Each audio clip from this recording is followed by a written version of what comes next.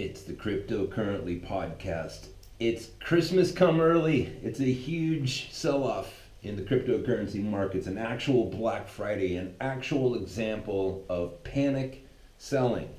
That term has been thrown around so much as I've been reading the news and listening to the different talking heads out there on YouTube and different podcasts. When you see like a group of coins losing their value because people are selling off, people tend to like to use that word panic selling. All right, well that's it. It's not panic selling. Panic selling is when everything is crashing, and this is an example of this. So in the future, this is good because in the future, when people use that word panic selling, you'll have a reference in your mind of whether it is indeed panic selling or not. This is panic selling. Everything is down. With the rare exception, Ripple is hanging in there like a champ. But and there's a couple others, and I'm going to talk about two others here over the course of this podcast in the next 20 minutes. But this is good, all right? This is, one, it's good because it gives us an example of what actual panic selling is. And that way, when people use that word panic selling on you, you're not going to panic because you're gonna be able to say, well, no, that's just that one or two or three or five different, correlated currencies. Like if there's a big sell-off in Bitcoin, Bitcoin Cash, and Bitcoin Gold, if it all is crashing at the same time, that's a good example of panic selling, right? Because they're all correlated. But when it's everything, right? That's true panic selling, and you'll be able to go forward from this day and know that when people are throwing that term around for nothing, that you'll know that they're full of crap. That's good. That's good. That's like an armament that you'll have to protect yourself from getting too emotional in these markets. Now, talk about emotion, right? Now, when you see this kind of thing, and I think, right now it's a little after midnight Pacific time, and people are going to be waking up to this and probably not going to be too happy, but you should be happy because this creates opportunity back into the market to get in at a lower price and ride whatever wave that we're going to see where everything returns to the mean. Right, when everything when all the panic's gone and everybody's settled down, you're going to have people that are going to gradually start placing their money back on things that they like, and you can ride that wave if you have the time, of course, to sit in front of a computer all day and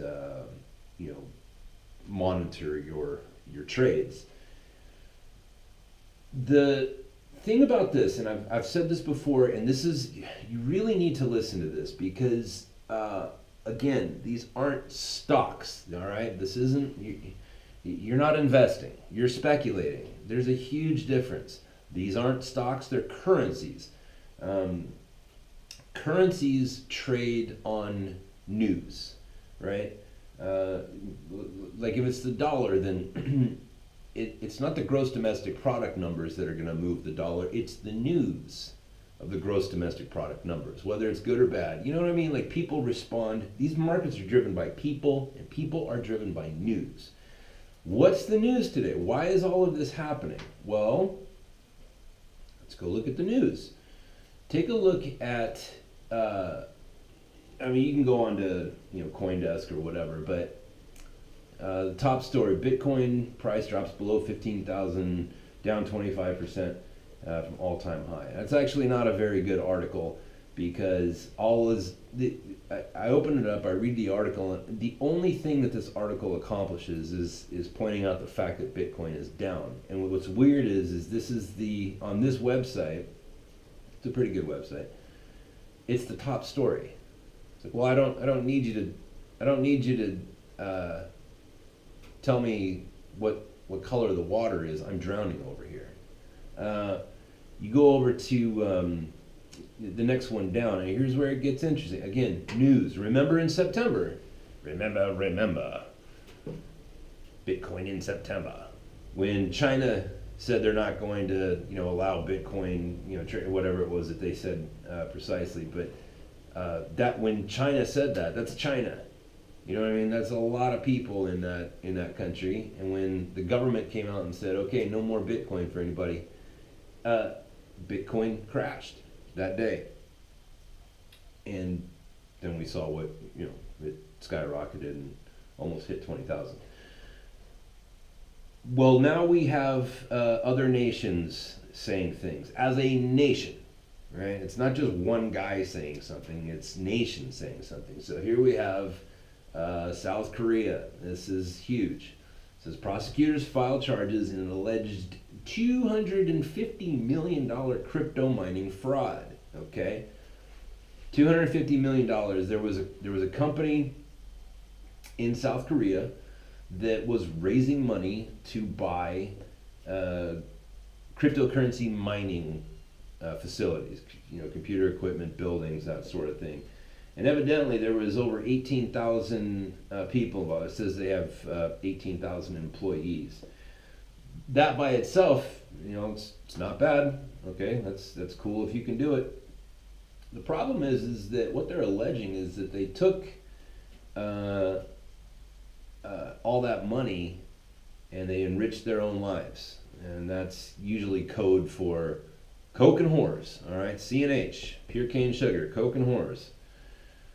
They went on to say that they raised $250 million, but only $70 million of it went to what they were actually telling investors that they were raising the money for. Now that's a problem. This is why, for all you anarchists out there, this is why we have laws. All right, we don't write laws for people like you and me. We write laws for the people who would break them. Right? This kind of thing. This is why regulation comes into markets, is because no matter how much you offer somebody, no matter how much opportunity is out there and what you offer to the people and say, look, you can take advantage of this. Just be honest, all right? Just work hard, be honest, and do the right thing.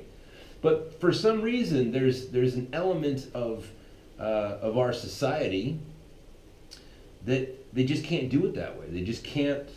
They can't get to work. They can't get out of bed on time. They can't, and they just want to screw people because they're lazy and they're weak. And this is this is it right here. This story is one of the reasons why you are seeing a huge sell-off in the market is South Korea came out and they said, okay, we found this company. They raised $250 million. Looks like 18,000 people from 54 different countries were in on it, and they were lying. They weren't doing what they said they were going to do. So guess what? Now we're going to have some rules. All right. Now the whole thing about one of the sexiest things about cryptocurrencies was like, well, it's not the dollar and it's not the British pound and it's not the euro. This is edgy, man. This is like the rebellion. This is the new stage of sociological evolution. But it's like, no.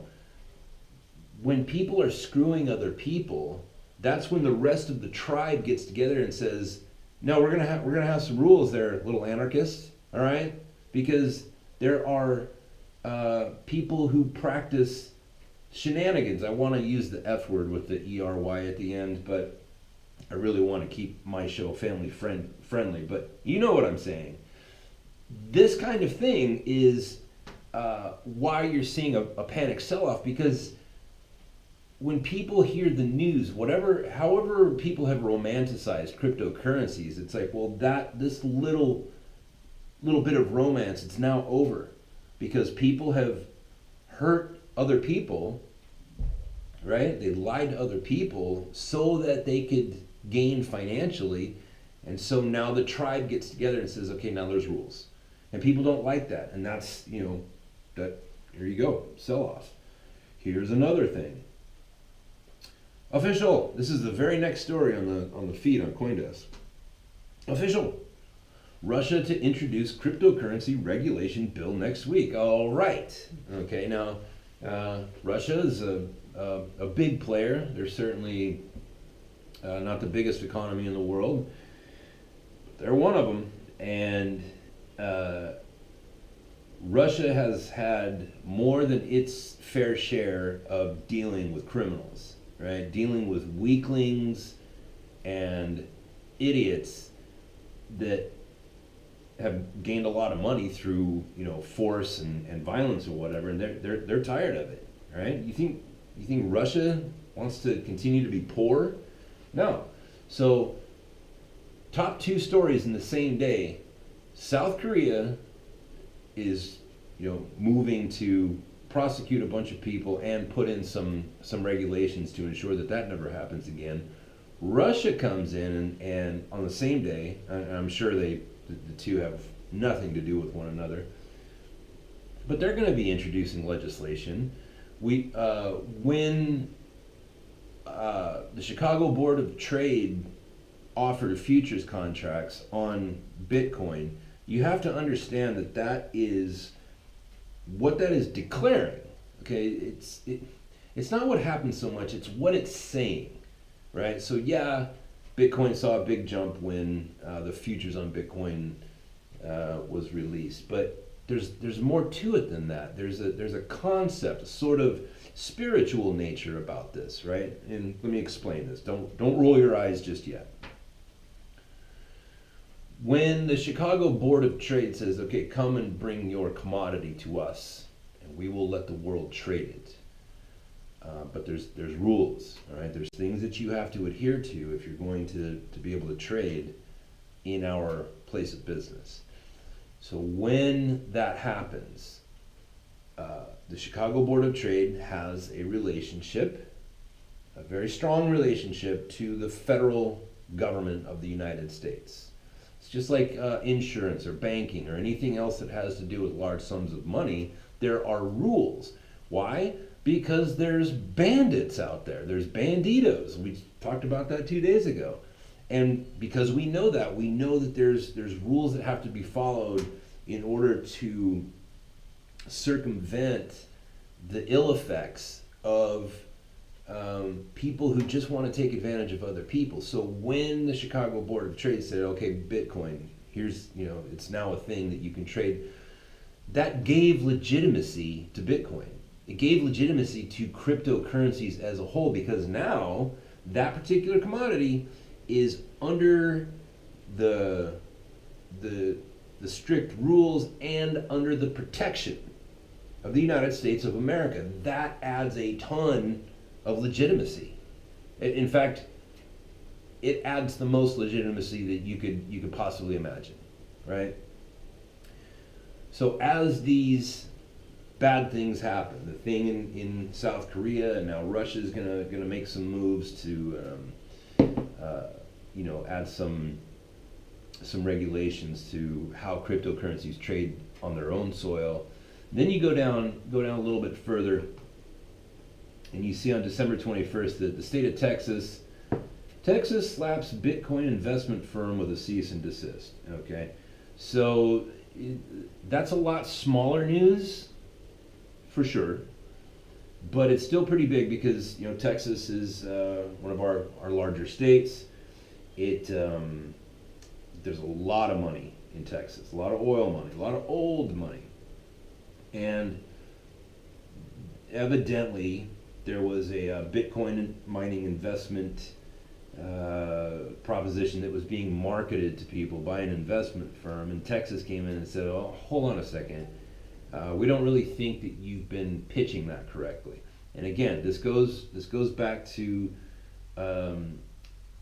legitimacy. See, when you're offering cryptocurrencies and trade investment, if you're giving advice, all right, you have to be licensed, and you have to follow very strict rules as far as even marketing, right? Advertising. These are huge, wildly regulated aspects of the investment and speculation worlds.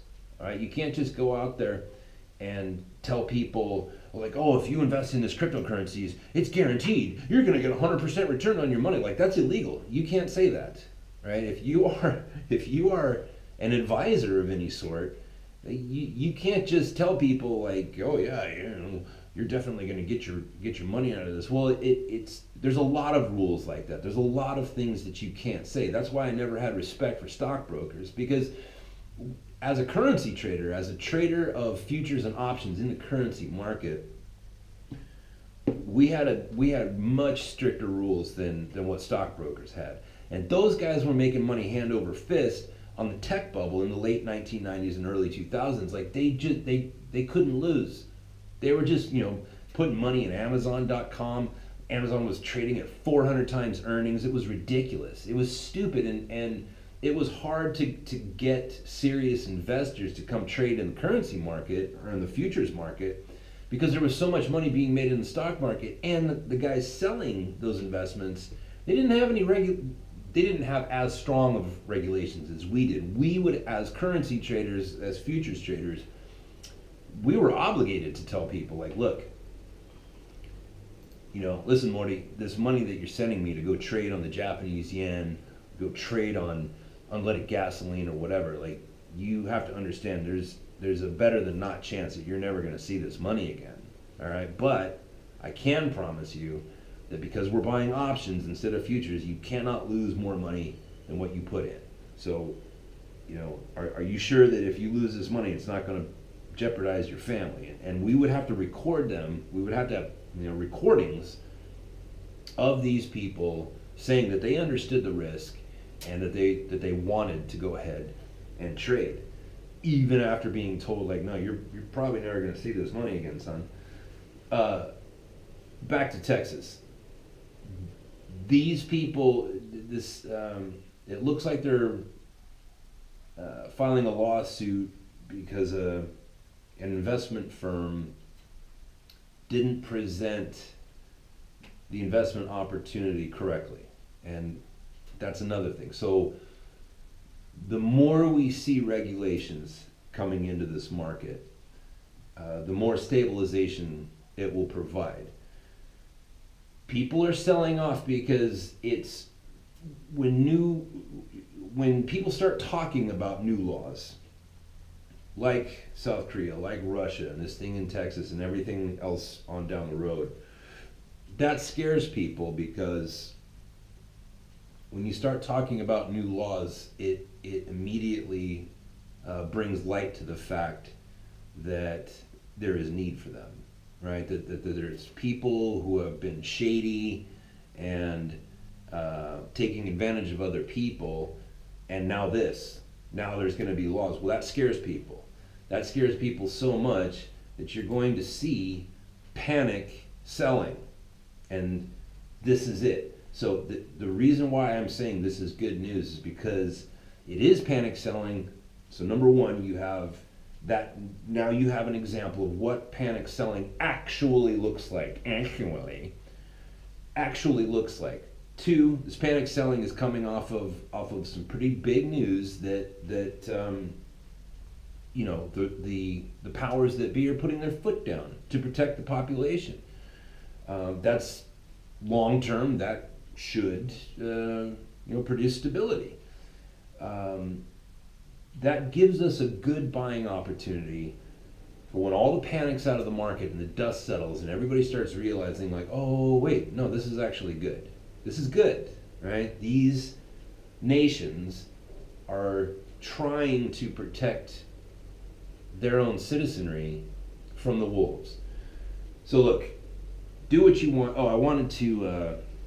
All right, this is going to go a little bit long, but I wanted to bring note to just a couple of quick things. All right. As you've seen, if you've gone onto the internet and pulled up, Coin Marketplace, for example, you look at all these. It's just a sea of red. All right, it's an absolute bloodbath. Tether somehow miraculously is not feeling the effects of it as much as others, but I digress. There's a couple of winners, and I wanted to talk about that just really quick, because this goes back to probably I find myself over the last 3 days getting into a trend of talking about this, but security. All right. The internet, if you look over sociological evolution, the internet was invented like 5 minutes ago. All right. If the printing press was invented almost 500 years ago, and I don't know what else the polio vaccination was, almost 100 years ago. Well, then the internet was 5 minutes ago. The internet is new, and cryptocurrencies are brand new. And the internet and cryptocurrencies have grown at a much faster pace than cybersecurity has grown. You would agree with that, right? All right. If you go down and swim through this sea of red today, you're going to find a couple of winners, and I wanted to talk about two of them really quick because this is interesting. And this is on page 2 of the chart on CoinMarketCap. You go down and you see there's two in particular that are up, and they're both up huge. And one of them is called Neblio, and Neblio right now is up 81%. Okay, so as you're seeing this chart, this absolute bloodbath on this glorious Black Friday, here's this one little guy that's down there, and he's up 81%. Why is that? Well, what does Neblio do? So I'm going to end this podcast, but you go look up Neblio. Is it Neblio? Neblio? They're trading at $7.98 at this very moment, and they part of what they do has to do with security and protecting people. The other one that I wanted to talk about, I'm kind of excited to talk about this. I'm going to have to be really short though, because this is going a little bit long, but it's called hemp coin. And hemp coin symbol on the chart is THC, which congratulations, hemp coin. That's well done. They're up 30%. Now, what does hemp coin do? As you know, if you're in America right now, you know that there have been a lot of states that have decriminalized marijuana, and I know Colorado has completely re-legalized. I think in California it's still just been decriminalized, but hemp used to be a major staple in the United States economy years ago. You used to be able to pay your taxes with hemp. All right. Hemp is making a huge resurgence in our marketplace, and which I'm a big fan of. But what Hempcoin does, they don't sell hemp. They don't sell marijuana. That's not what they're about. What they are about is these people who do sell marijuana, cannabis, and they have their little shops and whatever, and it's mostly a cash only business, which attracts weaklings. When you have lots of cash around, then weak people are going to come and try to take it. So what Hempcoin is trying to do is have a currency to where these shops can accept payments of coins, of cryptocurrency, and individuals, their individual customers, can have ease of use of paying for their products using a cryptocurrency, thus removing cash from the equation, from fiat currency from the equation, meaning no cash on hand, no weak criminals coming and trying to take your stuff, ipso facto, no people getting shot or stabbed, or any sort of nefarious thing like that. So Hempcoin is trying to bring security into this one little niche market, and they're up 30%. So my recommendation, like if you're trying to find a place to park your money, There's blue, which is down a little bit, but they're still up from their highs from a couple of days ago. I'm sorry, from where they started a couple of days ago. Look, if you're going to put your money down, I would say if you're doing your research, look for things that have to do with security. All right, if it's a company, if it's an organization that's trying to bring security and stability into this marketplace, that's the biggest need right now in the cryptocurrency marketplace. I would have to say. I might be wrong on that, but that seems to be the big need. Is there needs to be rules. There needs to be companies that can innovate and change the way that cybersecurity is approached right now, and it's coming. So, anyways, that is the podcast for today. Again, very excited. Well, Agora's token's up 19%. Wow, that was a big jump.